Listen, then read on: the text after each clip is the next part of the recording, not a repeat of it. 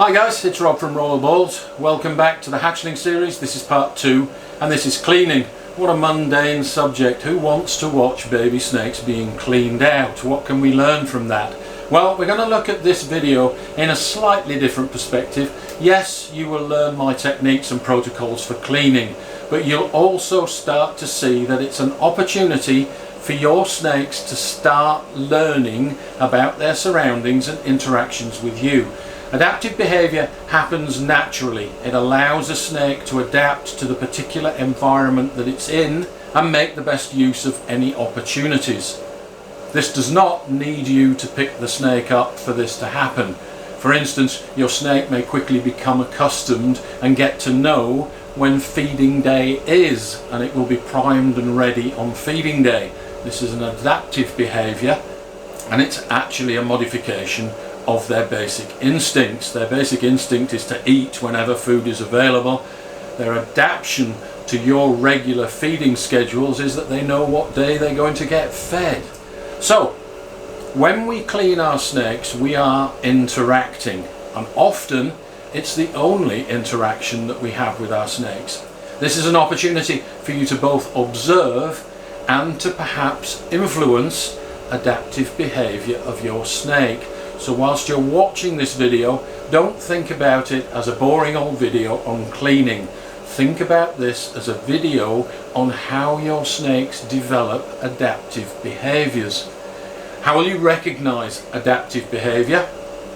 In the last video we looked at instinctive behaviours, where your snake is on full automatic pilot, and when you interact with your snake you may also see instinctive behaviours. Your snake might be nervous, it might shrink back, it might adopt an S-curve position, a defensive position, and it might try and hide its head. When it does this, it does not flick its tongue. Your cue that your snake is about to perform some adaptive behaviour is tongue flicking. As soon as you see your snake tongue flicking, it is assessing its environment and deciding what it's going to do. The response is now not instinctive, it's going to be conditional, and it's conditional on what your snakes detect around them. In this particular instance, all we're going to see is a snake that, instead of instinctively running away, makes a conditional response. This is just cleaning day, nothing to see here, and it stays where it is. It does not run away. That is an adaptive behaviour, and it's the first sign that your snake is learning about the environment in which it lives. So let's take this opportunity to do some cleaning, and let's look at the first signs of adaptive behaviour in our young hatchlings. So we've taken a bit of a step back on the table so that you can see the whole table and actually see what I'm doing while I'm cleaning. Let's start with some of the snakes that we fed yesterday.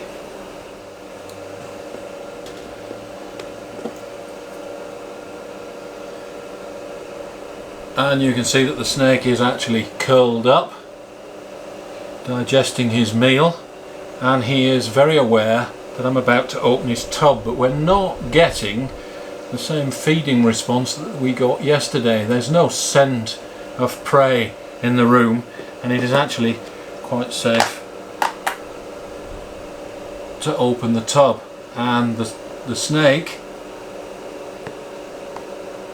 has not budged an inch. He's sitting there in exactly the position he was in the rack, and this guy actually does not need cleaning. Yes, he does. I can see some poo in the corner. So let's just clean this guy out and refresh his water bowl. So I'm going to put him down on the table here. The clips have been removed. Gently take out his water bowl. No sudden moves that are going to startle him. And I'm going to reach in and, with the minimal amount of disturbance, I'm actually going to lift this guy out. Lift him gently out, and I put him right there on the lid of the tub, and you can see that he hasn't really moved a great deal. So I'm just going to leave him there while I clean the tub. So we'll refresh the paper.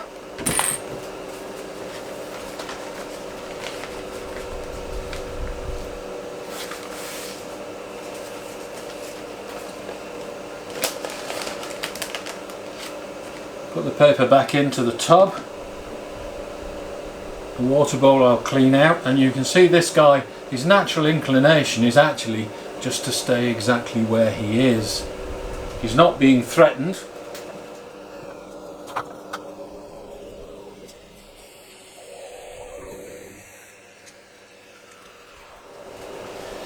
So there we go, his water is refreshed, and minimal disturbance, minimal stress to this guy. Remember, he did eat just 10-15 hours ago, so I don't want to do any specific handling or handling behaviours for you. I'm going to save that until tomorrow. We're focused primarily on cleaning, and it's minimal interaction. So there he is, he hasn't budged an inch since I put him on the lid. I've cleaned out his tub, and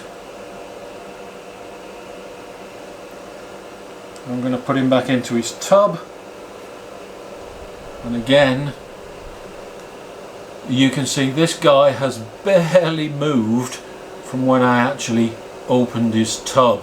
So I'll put the lid back on, put him back in the rack, and that is minimal stress for this guy.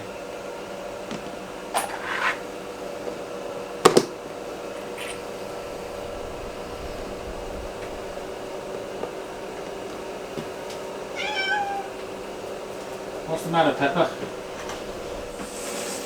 Next snake, and this is the snake that I did actually show striking and coiling the prey yesterday. This was a little monster yesterday, and is quite a different snake today. Again, sleeping, not moving, and this gives me a perfect opportunity to remove the lid. The snake does not flinch, does not move, does not really care too much. The paper is clean, but I am going to take the opportunity to change the water bowl. And if I do not touch this snake, this is exactly where it will stay while I clean the water bowl.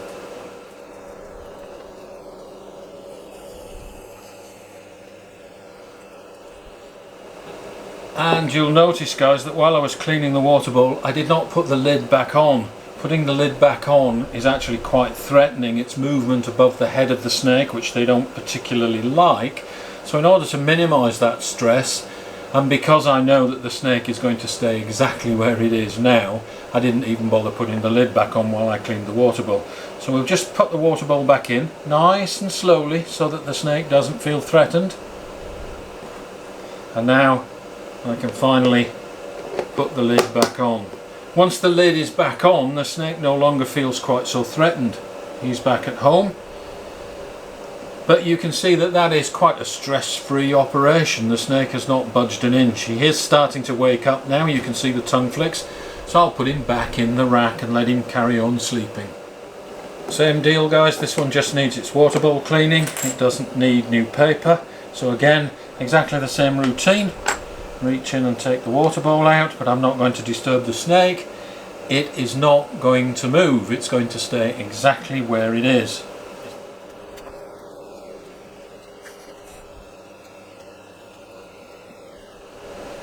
Place the water bowl back into the tub, put the lid back on. The snake has barely moved. Put the clips back on, and we'll put him back in the rack. So, as I said for these guys in tubs, I remove the tub completely. This is a freeway. I'm going to remove the water bowl, but I'm not going to actually touch the snake. This water bowl is still clean.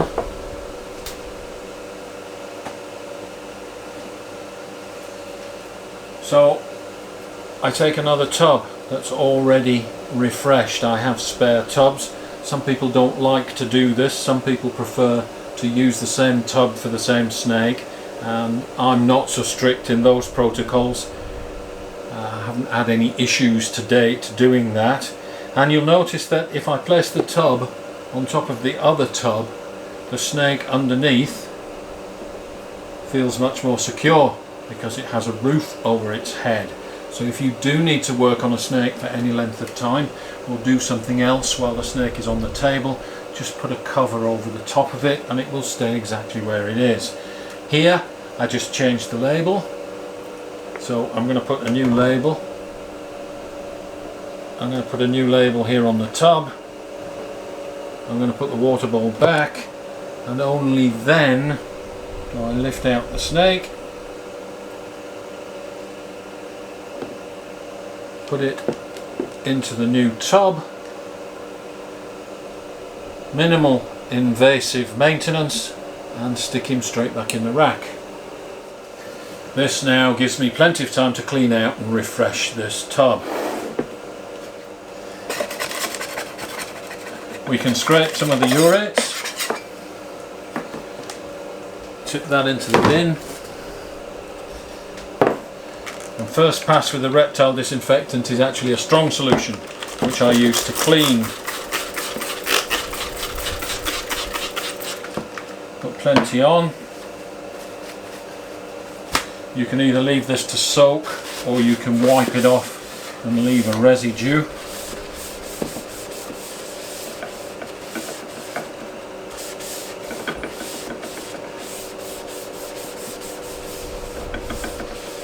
Okay, and then I use a very weak solution of F10 which I wet down the bottom of the tub with.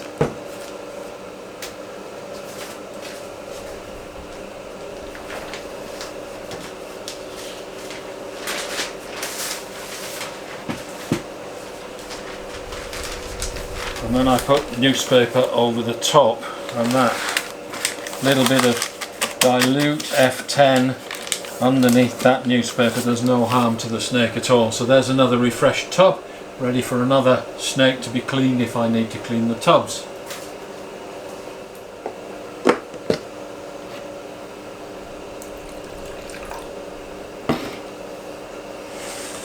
What a difference in behaviour versus last night. These little killers have gone back to being timid ball pythons.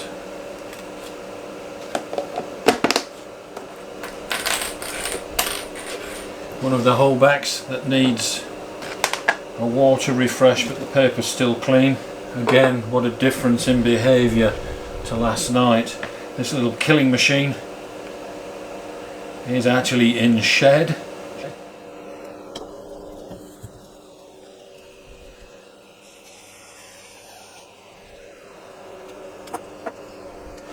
And the whole point of today is minimally invasive maintenance. These guys have just ate yesterday. I am showing you a distinct change in behaviour when there's prey in the room and when there isn't, between evening and morning when I'm currently cleaning. This is not about handling. I'm going to do a separate section in a day or so's time when they've digested their food to show you how easy these snakes are to handle. And they are not socialised, but very easy to handle. So this guy here is the one yesterday that you saw eating with the big poo in the corner, the shed skin and the dirty water bowl. So this is going to need a full refresh. So the snake is here, hasn't moved since I pulled the tub out of the rack. So I'm going to do the water first. Gently take the water out and I'll refresh the water. I'm not going to put the lid on, and the snake is going to stay right there while I go refresh this water bowl.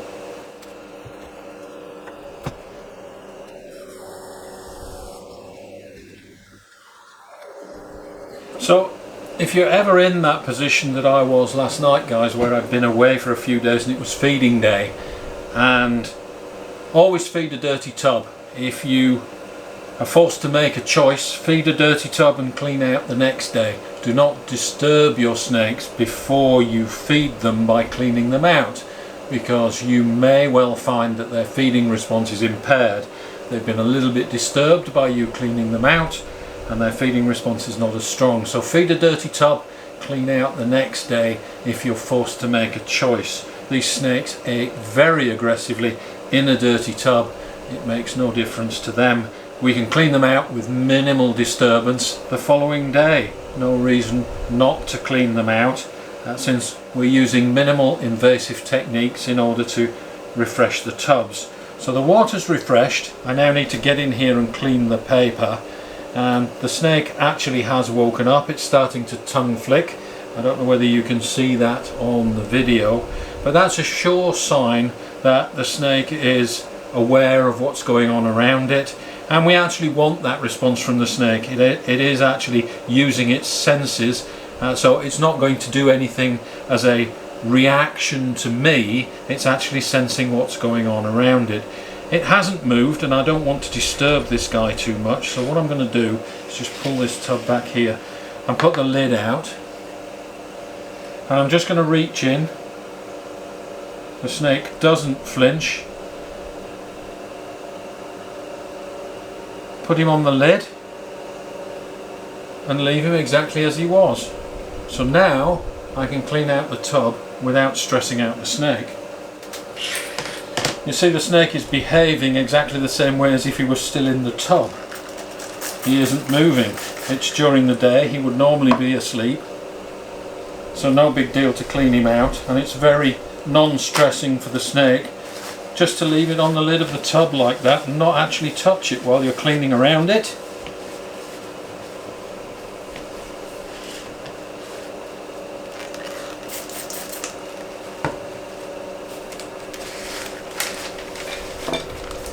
The snake is totally unfazed by this. It's not panicking. Nobody is touching it. Nobody is threatening it. Nobody is bothering it. It's not hissing. It's not striking. It's being totally passive. The tub is now completely refreshed. The water bowl goes in, and again, minimal touching. Lift up the snake, put it back in the tub, and that's the job done. The snake could care less. So using these methods, guys, very quick and easy, I can clean out a large number of snakes in a short period of time just by following my process. I have a system, so the snake stays in the tub. I'm not actually going to touch the snake, so no stress on the snake.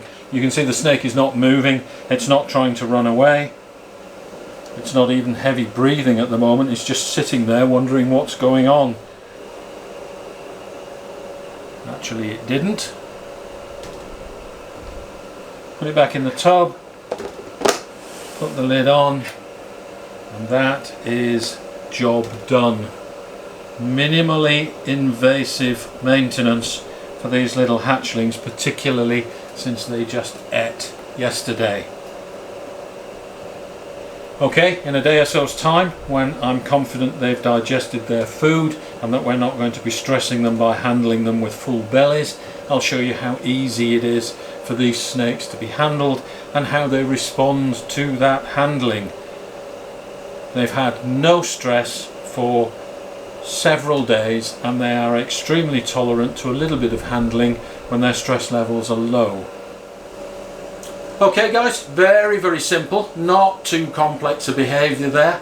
Instead of running away, the snake stays put, but your cue that your snake is actually developing adaptive behaviours is to watch for the tongue flicks. If you take away nothing else from this video, watch for the tongue flicks. If your snake is out and about and you approach it and it freezes, stay still, watch for the tongue flicks. That's a sign that your snake is assessing what's happening. That's the message from this video, and in the next video, handling, we're going to push that adaptive behaviour even further. Snakes do not like to be handled, but they will tolerate it. They will display adaptive behaviour during our handling sessions. So watch out for part 3 coming up shortly. That'll be on handling. Thanks for watching. Don't forget to share, like and subscribe, and we'll see you next time.